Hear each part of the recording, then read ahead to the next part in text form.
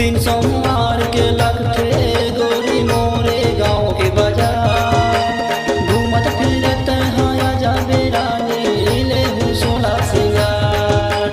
घूमत फिरत हाया जाबे रानी ले सोला सिंगार। सुरता करके अभी वो रानी जल बुलावे मोरे गाँव घूमेला।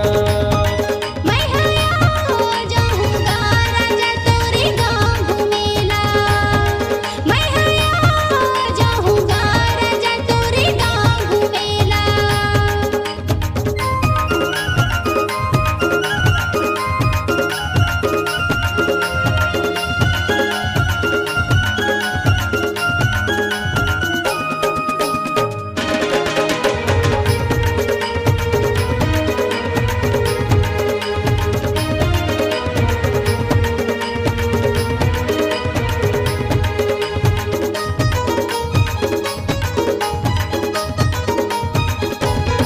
कहाँ तैहा रैथस राजा काहे तोरे गाँव।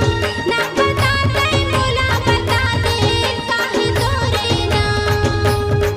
ना बता तै मोला बता दे काहे तोरे गाँव।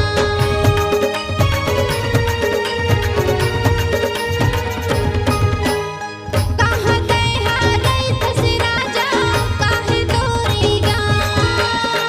ना बता तै मोला बता दे काहे तोरे नाम। ना बता तै मोला बता दे काहे तोरे गाँव।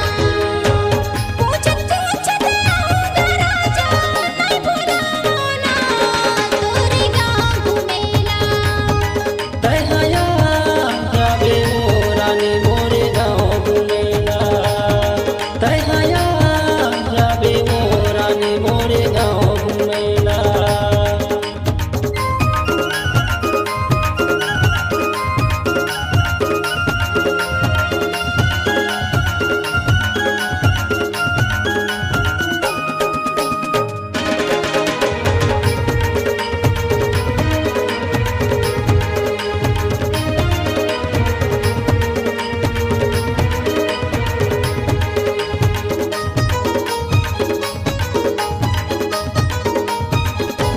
कोरबा जिला में रहितो रानी नाम हवे मोर निजाम।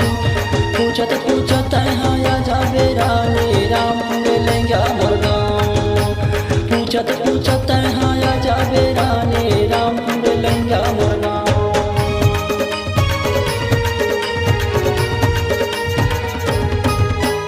कोरबा जिला में रहितो रानी नाम हवे मोर निजाम।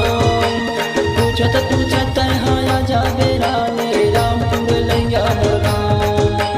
पूछत पूछत हाया जाबे रानी राम मिलेंगा मोर गाँव। लैया जाऊंगे साहिल दुकान मत पूछ ले बे मोरे नाम। रानी बता दे